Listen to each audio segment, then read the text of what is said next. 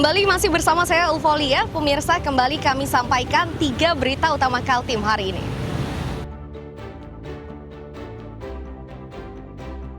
Belasan orang di Samarinda hidup dalam kondisi memprihatinkan setelah rumah tertimpa pohon tumbang.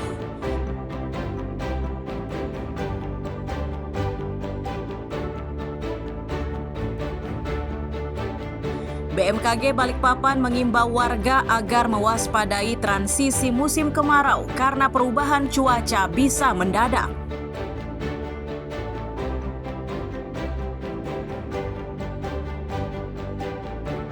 Summer Holiday sarana bagi Bandara Sam Sepinggan Balikpapan untuk menghibur calon penumpang pesawat.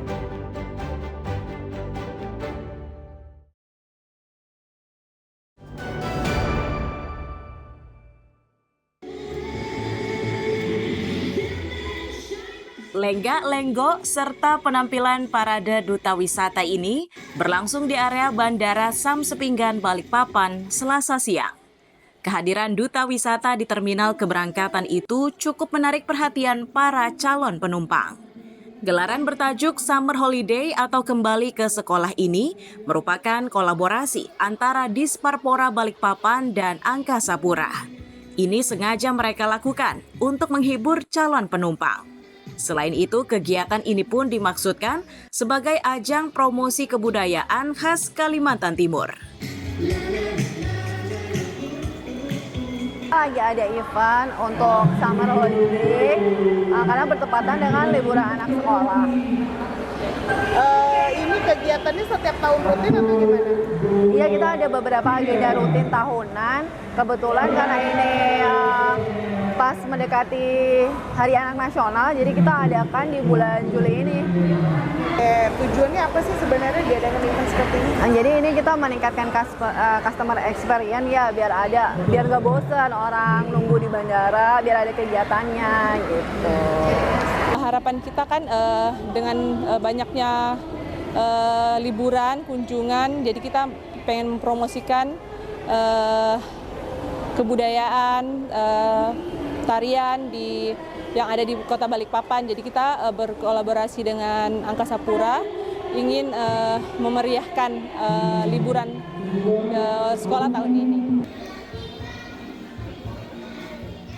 Salah satu penumpang mengaku hiburan seperti ini sangat unik dan menarik karena belum pernah dijumpai di bandara lain.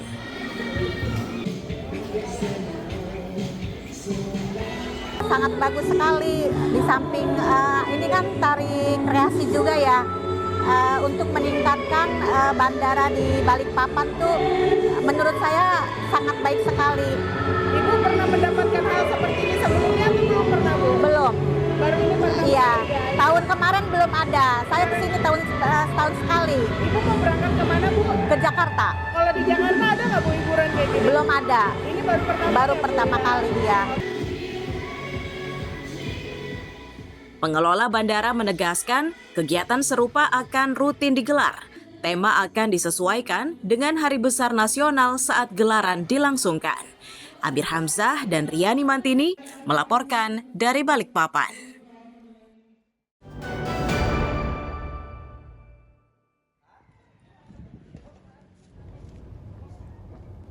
Majelis Ulama Indonesia atau MUI Kota Tarakan tengah menggalang dana untuk Palestina.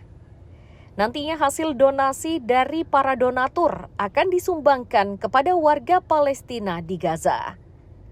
Pihak MUI mengklaim sudah lebih 120 juta rupiah dana yang berhasil dihimpun melalui sejumlah organisasi kemasyarakatan, takmir masjid, dan masyarakat Tarakan. Selanjutnya, dana tersebut diserahkan kepada Badan Amil Zakat Nasional. Mereka memastikan bantuan yang diberikan ini tidak dalam bentuk uang, namun berbentuk barang dan kebutuhan pokok. Akan melanjutkan ke semuanya hanya lewat rekening aja. Kita tidak pernah membantu dalam bentuk uang, sebab bisa disaksikan di video-video di televisi, di medsos. Konvoi bantuan itu kan masih dihalangi oleh tentara Israel. Nah, kalau dia dalam bentuk uang, maka sangat mungkin sekali itu bisa hilang. Ya, sehingga kita membantu dalam bentuk gandum, kemudian air minum, ada juga yang berbentuk program. Kita membuat sumur air minum di Palestina, kemudian rumah sakit yang barusan direkturnya Syahid ya. Penggalangan dana ini dilakukan sebagai bentuk dukungan kemanusiaan terhadap warga Palestina. Amir Hamzah dan Mustafa melaporkan dari Tarakan, Kalimantan Utara.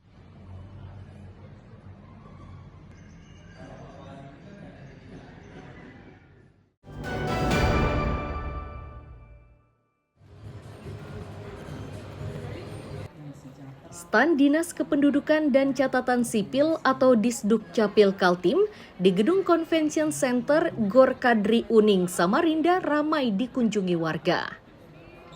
Stan tersebut ramai didatangi oleh warga yang ingin melengkapi administrasi kependudukan secara digital. Untuk layanan kependudukan digital ini tidak hanya diberikan kepada masyarakat Kaltim, namun bisa juga diberikan kepada warga dari luar Kaltim. Bahkan jika KTP-nya sudah buram atau rusak, maka akan diberi KTP yang baru. Untuk memudahkan layanan kepada warga, Disdukcapil membuka hingga 2 stan, yakni di dalam gedung dan di area lapangan parkir.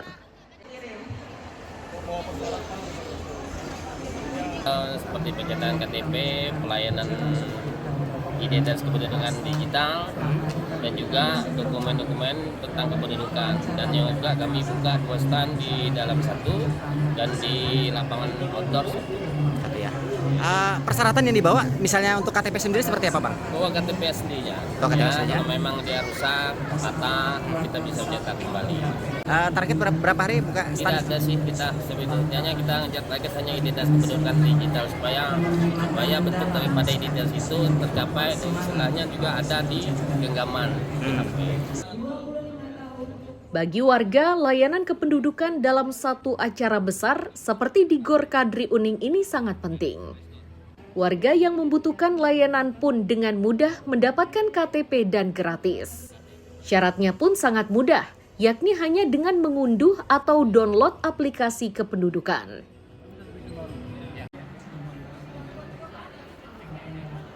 KTP ini, Bang. KTP-nya kenapa ini, Bang? Ini ya, Bang. Namanya nggak terbaca chipnya udah. Jadi kalau ke bank itu urus-urus nggak. Jadi minta cetak ulang atau seperti apa? Bikin baru. Bikin baru ya. Terbaca. Gimana ada stand Disdukcapil di tempat ini seperti apa, Bang? Bagus, Bang, keren, Bang. Artinya lebih mudah atau seperti apa? Ya, Lebih mudah atau seperti apa? ya lebih mudah, Pak. Jadi enak, lebih gampang. Lebih gampang ya. Tadi ada persyaratan khusus nggak tadi sebelum? Karena Pak cuma download aplikasi. Oh, download aplikasi ya. Syaratnya itu ya. Gratis, Oke, siap. Makasih, Tanpa Bang. bayar. Nggak bayar ya. Sesuai jadwalnya, layanan kependudukan di areal Gor Kadri Uning Sempaja, Samarinda ini berlangsung hingga Kamis siang. Amir Hamzah dan Iswanto melaporkan dari Samarinda.